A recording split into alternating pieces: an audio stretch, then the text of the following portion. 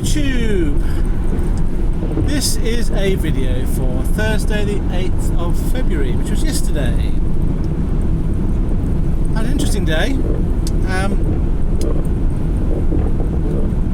I started off having tramped out overnight in Colwyn Bay, delivering my load in the morning to a residential address, and I was finished by about 8:30ish.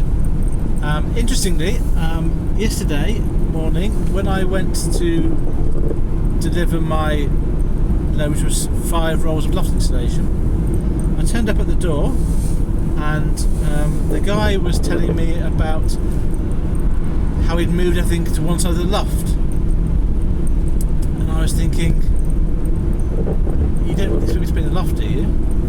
But I was listening to him, and then he kind of finished and I said, I don't understand. And then he said, repeated it, and then I worked out he thought I was installing it, and I explained to him, oh no, I was just the courier delivering the items,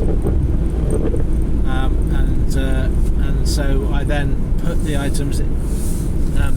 He had a side door which I brought them to, and he put them in. I took a photo and I delivered them. He put them inside the house, I just delivered them to the door, and then we were off. So at first I was very confused because there was no way I was going to start putting this stuff upstairs, and obviously he's confused because I was in a high-vis jacket in a white van. He thought I was the person fitting it.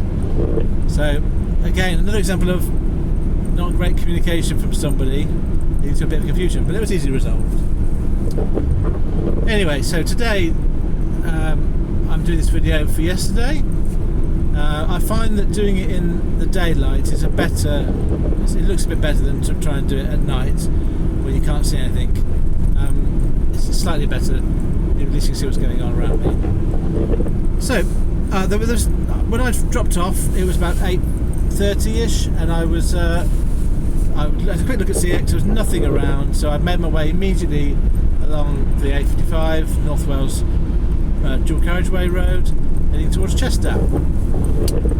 And that's when I did my video for yesterday, which ended up being a bit more draining than it usually is. So yesterday was quite a long day in the end, with that at the start. Anyway, so I got to I was bidding on jobs on the way towards Chester. I eventually stopped at an Asda, sort of between Liverpool and Chester. I went a bit further, well, not Chester, yeah, between Liverpool and Chester, and got some, went to the toilet and had a look at jobs, and I got a job. It was about 38 miles from my drop off to where I was, and then about another 6 miles to my pickup. It's going from Broughton to Consett in the northeast, and this is an example of where some people wouldn't even bother bidding on that because it's in the northeast and it's it's difficult to get out of. And my tactic is to kind of go anywhere within reason, and as long as I get paid a fair rate, I'll do that. And that will involve me tramping more often than I maybe would like to, or would necessarily want to do, because of the nature of what's available at the moment in work. But I was quite happy to take this job. It was 191 miles loaded for a medium wheelbase van, and it was, I've been £185, 185, and I picked this up at around about, I'm going to guess, 9:30. And when I picked up the load, it was 2 pallets. Well, so I suppose it was 2 boxes, really, like palletised boxes, like wooden boxes that were in the shape of a pallet. And got them loaded up in the middle of a van, and then I made my way towards Consett.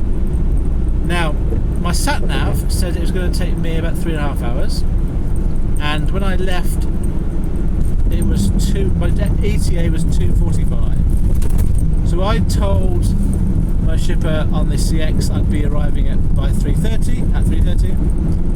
To give me some time to have a break and allow for any delays. And then I made my way from the place I picked up from. If you know Broughton at all, or Broughton probably, then there's a massive place there that couriers can go to. It was that place, manufacturing unit of large items. So I've been there once before, and I sort of vaguely knew where to go, but it was a long time ago.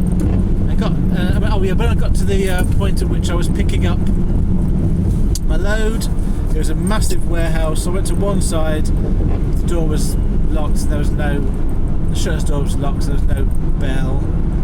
So I then drove all the way around to the other side of the building and eventually found the right place and was loaded quite quickly. There was lots of shutter doors at various points for goods in and goods out. But it was quite easy to find in the end. It was all leveled up. So, as I said, I made my way towards the northeast. It was sleeting a bit, raining mostly, basically raining all day yesterday. But I didn't think it was going to turn out to be much. I looked at my maps. I had two routes. One was to sort of go directly east and then go north at the A1M. The other was to go up the M6 and then go east across the Pennines. And one of them was 30 miles less, so I did the one that was 30 miles less, about half an hour less in time, which is the M6, and then go across the Pennines. And I thought, when I go from west to east, there's going to be some sort of mountainy area. I had heard there might be some snow around, but I thought that's when I need to be aware. But while I was driving up the M6, it was just wet. It wasn't any issues. As a slight aside, before I talk about the rest of that journey, one of the things that I've kind of reinforced from yesterday and the day before, having had a lot of time off work in January, I've reinforced the idea that actually just being friendly and nice and smiling at people pays a hell of a lot of dividends. Well, it works for me at least. I had really nice interaction yesterday because I went in there being patient and sort of smiling and just being light-hearted. I wasn't trying to force some sort of sense of humour on somebody. I was just sort of just smiling, saying hello, how are you, and just small talk, I suppose. No, it didn't. Anyway, forget that. My mind's going crazy telling you what I should say, and it's not relevant. So, I'm just saying that for me, just being polite, smiling, and friendly just pays off a lot in the positive. And I just can't understand going into any interactions with a kind of frustrated, angry appearance and of demanding what you need straight away. It's never going to get a good response, I don't think. And obviously, we all have days where we have bad moods, but there's no benefit in transferring that to other people, in my view. So, just want to share that because I think that did come in helpful yesterday. So, my journey to Consett was interesting. When I got off the M6 and I made my way across the North Pennines, there was beautiful snowy hills around me, but the road was pretty clear. And I had about an hour and a half's journey left to go at this point. And as I was climbing the hills, the snow got a bit thicker, and the sleet got a little bit thicker that was falling. I remember at one particular point, there was a particular sharp right-hand bend in the road, and I remember at this particular point thinking, I'm not going to drive right on the edge of this bend because it looks very snowy. And so I went more towards the middle of the road to get around this bend. And from that corner onwards, for the next hour and a half, it was constant snowy conditions. It wasn't snowing very much, but the roads were very snow covered, and it wasn't even deep. It was sort of an inch or two, but it was quite perilous or scary in places. So I had to go at 20 miles an hour for a lot of it. I had to really concentrate every single turn and twist and turn and the corner and the hills, trying to get the right gear at the right time. Really concentrated. There wasn't a lot of other traffic thankfully. There was no one behind me, so I could go whatever speed I felt comfortable at. There's very few bits of traffic coming the other way. But at one point I was going down this slope and it looked like I was on a ski run, because I could not see any tarmac or any evidence of a road. It was just pure white, snow-covered surface, and I was really thankful at that point that I was doing this journey in the light, because if it had been dark, I'd have been really struggling to do that journey. As it was, I didn't arrive in concert until nearly 4:15, about 4:10. So it was about an hour and a half more than Google Maps said, and that was basically an hour of extra time going over the North Pennines. On the way towards the end, about half an hour away from my destination, I was going down a narrow country lane with sort of stone walls on each side, a couple of houses on one side, and obviously snow everywhere. And there was a guy walking towards me in the road, up the road. I was going downhill, and he stopped me and he said he was in a van, he'd got stuck, and there were about 7 other cars stuck down in the valley, so he advised that I didn't go down that road. So luckily for me, I took his advice and I just reversed up that road, and as I got to the top of the road there was another car about to come down that had come from another direction that I could have used. So I said, how's your route looking going that way, because you can't get through the way I've just been, because they were going to go down that road. And they said the way they'd come was very steep and they only just made it. So at this point I thought, am I even going to make it to the drop-off area at all? So, but as it was, I did go the way that they'd come, and it was very steep, but it was steep going downhill for me, so it was not a problem for me to get out. And by the time I got down the bottom of that hill, I got to a more of an A road, and it was lower down and it was clearer, so I had no issues for the last 10 minutes getting to my drop-off location. So when I arrived at the drop-off location, I found the guy, rang a bell. It was 4:15, 10:04. No, it was about 4, wasn't it, I think? No, it was 10:04, sorry. And he said they were on a tea break and then they'd get to me when they'd finished. This is where my patience paid off, because that's fine, whenever you're ready, mate, I'll wait here for you. And I think that sort of helped. I mean, I wasn't going to... I mean, some people would argue, particularly after that journey, they might start... Right, let me go back a second. Get ahead of myself. I'm sure there are people out there that after that journey over the Pennines, being an hour and a half later they were planning to be, would be really stressed, and then being told by someone we're on a tea break would probably kick off at them and say, I'm not waiting anymore, I've got to go off, I've got work to do.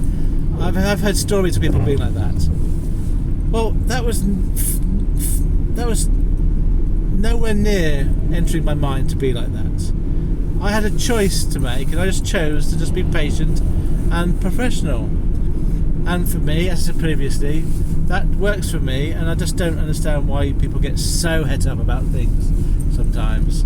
I mean, sometimes we do have bad days, and frustrations can rise, but most things aren't that bad. I think for me, rudeness would wind me up, I suppose, and not being told what's going on. But if things go wrong, that's the nature of the job, isn't it? If things go wrong, it's the nature of life. Things don't go to plan. So why people would choose to get aggressive and angry. That in some cases I think is a choice people make sometimes. Anyway, the point is, I had quite a nice day. It was a bit stressful going over the Pennines, but I just took it slowly and got there safely and got offloaded. And the forklift driver, when he did come and offloaded me, he was really polite with me because I hadn't hassled him. He did his tea break and he was fine. And he even offered me, out of the blue, he said, if you want to, you can park in our car park and stay there for the night to have a rest. That's what other drivers do. And I thought it was really nice because I then had somewhere to tramp if I wanted to, because they don't lock the gates.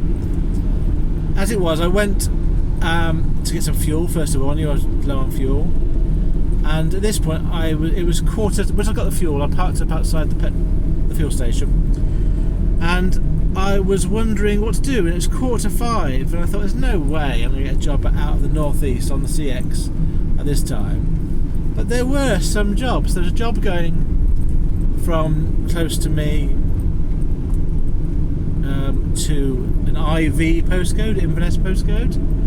So that would have been obviously North Scotland. I put a bid on that of £350, 350 for 325 miles. There's a couple of those. They're both the same job but different companies. But I put 2 bids on. And then there was a job going from a place which was 25 minutes south from me, a place called Prudhoe, I think that's how you say it, Prudhoe. That was going to Hull for delivery in the morning. And there's another job going from North Shield, which was an hour north of me, 50 minutes north of me, going to Milton Keynes for immediate delivery. I think they're both medium wheelbase jobs. So I put bids on those as well. My initial bid for the 161 miles going to Hull was £160. And then I thought, it's actually quite a good job for me, isn't it, getting me from the northeast down towards home. So I changed that to £150. And then about 10 minutes later, I got a call. By this point, I'd kind of decided to not keep the Scotland bid on. After about 5 minutes of not getting the bid, I sort of cancelled that one. I didn't really feel like going all that way. If I'd got it for 350, I would have done it. But as there were other choices, I thought I would leave it. And the worst case scenario was I'd just find. I'd go back to where I was and I'd tramp in the car park of where I delivered. But as it was, I did get a job, and it was the one going to Hull for the morning delivery. So, as always, I was hyper polite and thankful for getting the job from the shipper. And then I made my way to the pickup point. It was down some country lanes that were snow covered, but I just took it steady and eventually picked up the load about 10 to 6 I got there. It was a pallet.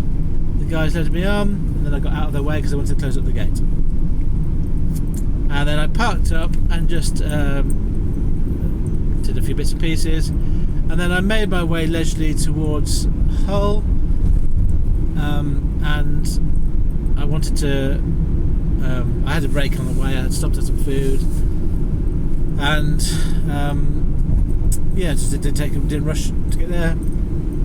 And then what I did was I made my way precisely to the drop-off location just to check where it was, and the postcode took me exactly to the gates of the place. But then when I got there, I realised that I had to get back on the road. I had to reverse onto a dual carriageway. So I rang the security guy and I asked if he'd let me in so I could turn around and go back out again. I explained why I was there. I was delivering in the morning, and he let me in. I went in and out and back out and tried to find a tramping site. There's a massive chemical plant which was all lit up, which is fascinating to me. It's like a really massive site near a roundabout where I was, and I thought, I can't really tramp near there because it's probably got loads of security going to come out and hassle me.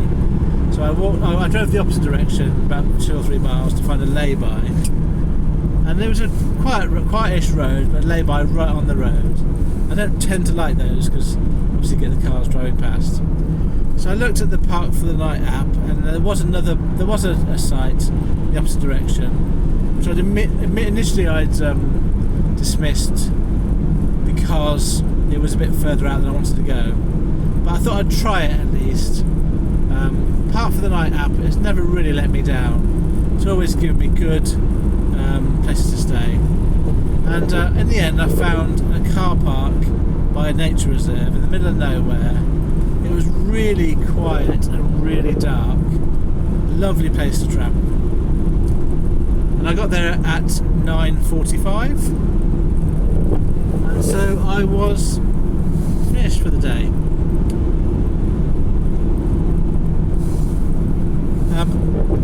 Just out of interest, there was a car when I arrived, but there was no one in the driver's seat. There's a small white car, so I assumed they were out for a walk or something. And interestingly, this morning when I woke up, that car was still there, and the guy was in the driver's seat, and he drove off just as I got out of my van, as I was getting ready to go. So he must have slept in his car overnight, which must have been very uncomfortable.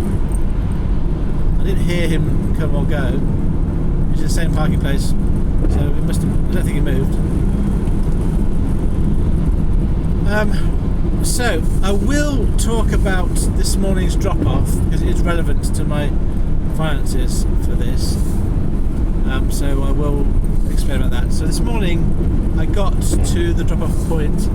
I was due to be there at 9:30. I got there at 9:10, just in the off chance I could offload early.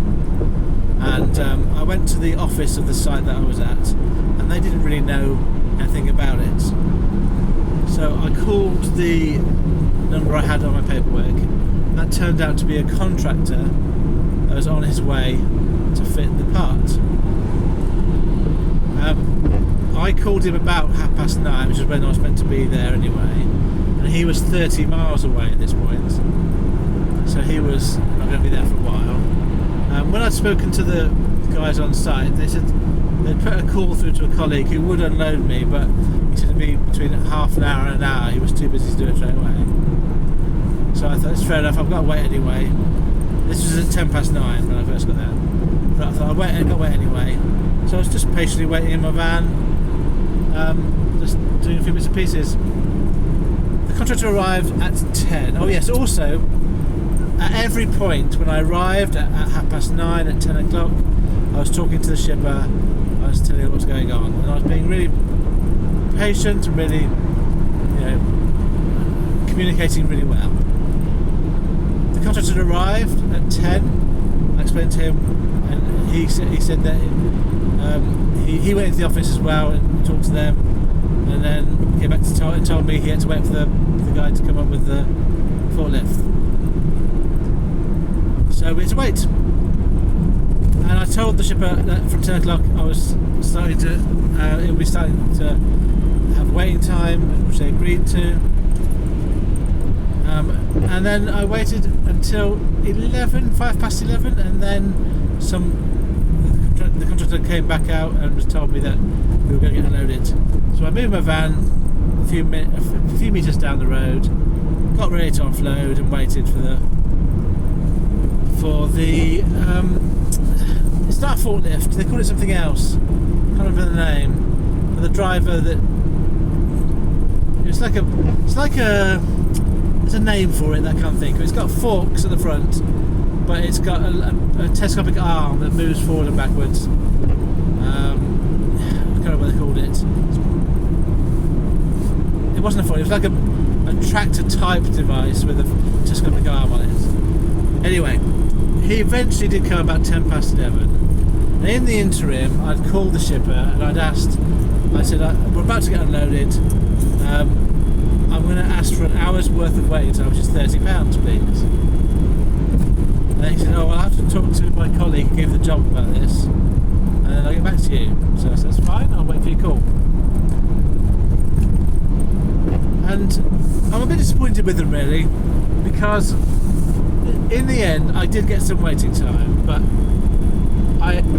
they offered me £15, 1-5, and And I said, well, that doesn't seem like enough. Can you please make it 20 at least? I think I'm prepared to go a bit lower than 30 for an hour. I think £30 for an hour is fair, because I was actually there for an hour and a quarter by the time I got offloaded. But I was going to round it down to an hour anyway. And this was obviously half an hour of free wait time from 9:30 as well.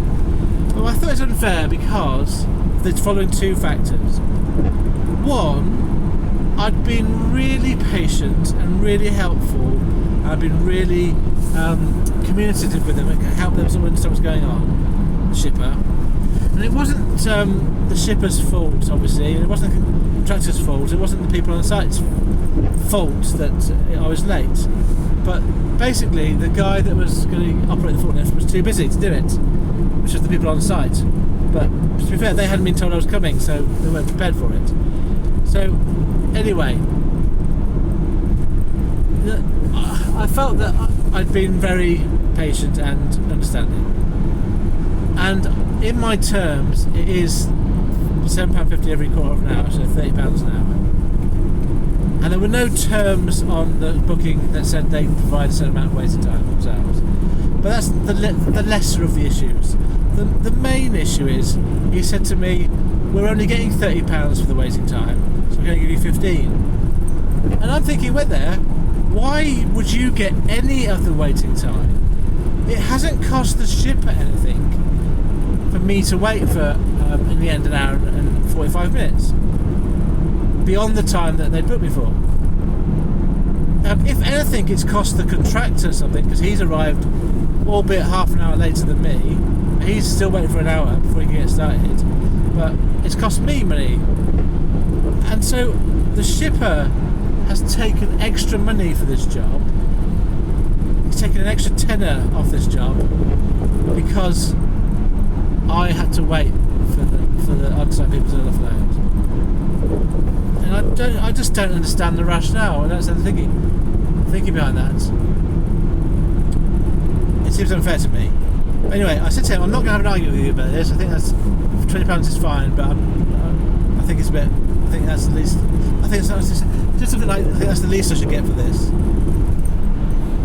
Anyway, they uploaded it, and I got the £20 extra. So I got in the end 175, 170, eh?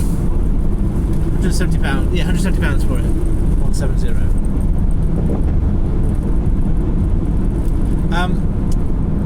There's something else I was going to say about that whole experience. What was it?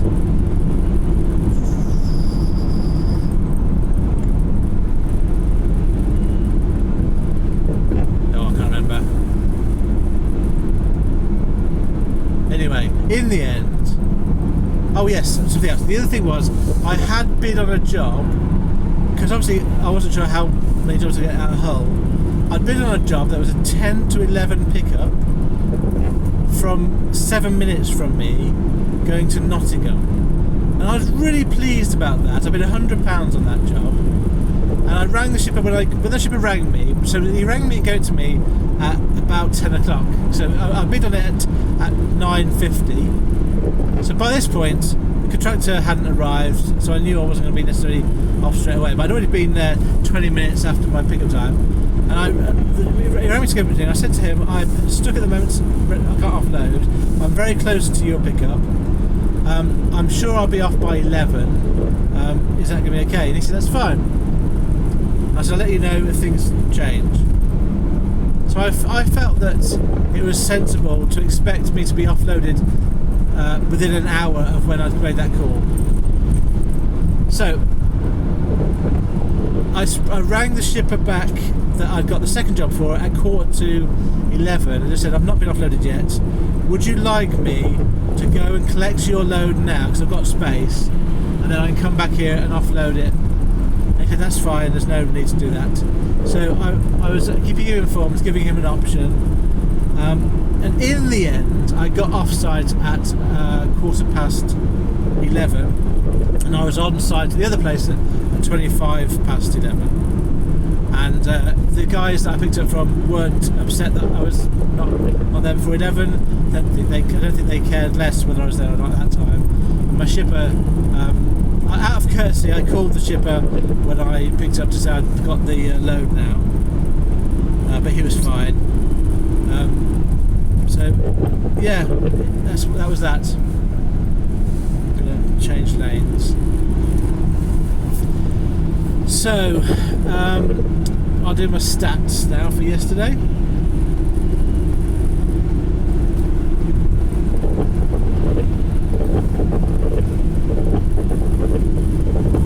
They are as follows. So I did 2 CX jobs in total. Oh yes, I have now got an up-to-date cost for fuel. It's costing me 16.17 pence per mile now because I've filled up twice this week. So for this video I've driven 388 miles in total, 388, and I've worked for 13 and a quarter hours.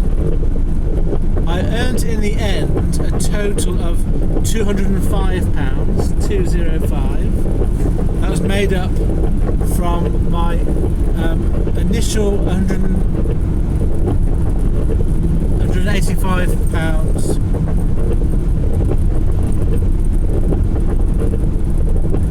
Is that right? £185 for my first load from Broughton to the northeast, and then actually I think I might have got £100 less. Just work it out. 185 plus 170.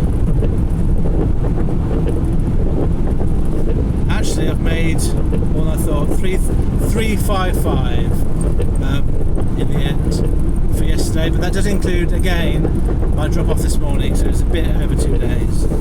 My fuel costs for the day were £62.74, which meant that overall I've made £292 yesterday, which seems alright, doesn't it, really? Yeah, so a good day. The main reason why I was pleased with yesterday was, although going over the Pennines, I got a job to Colwyn Bay, which isn't a great place to get from the day before. I managed to get a job 40 odd miles away from there, 10 miles, going to the northeast. And I managed to get a job for the northeast down to Hull, and now from Hull to Nottingham, so with very few dead miles in the middle. So there is work to be had going in the right direction, and then when I get to Nottingham today I have a lot of options about what to do next. So I'm due to get to Nottingham today at 2 o'clock-ish, and then we'll see how that goes, but that'll be the video I'll do later on today for today. So if you're one of those great shippers and drivers out there, if you're one of those shippers that don't keep a bit of the waiting time for yourself, then I wish you the best of luck in this year. I hope you do really well, and thank you for watching or listening to my video. Bye.